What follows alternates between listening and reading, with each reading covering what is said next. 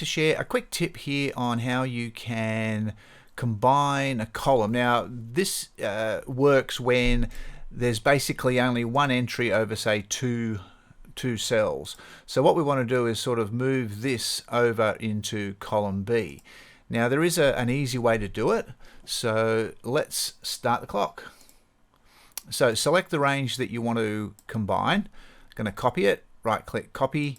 Going to click here and then right click, paste special, and the paste special dialog will open, and the one you want is skip blanks.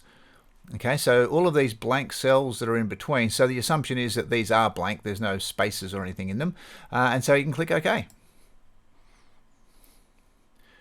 And that will paste those in there. It sort of fits them in, and so then you can delete the column and make this the amount and stop the clock. So the assumption is that there's only sort of one entry per across the two columns, and that there's nothing else in the other cells, so that they are actually blank. So skip blanks in the paste special dialog is the way to go. Thanks for watching.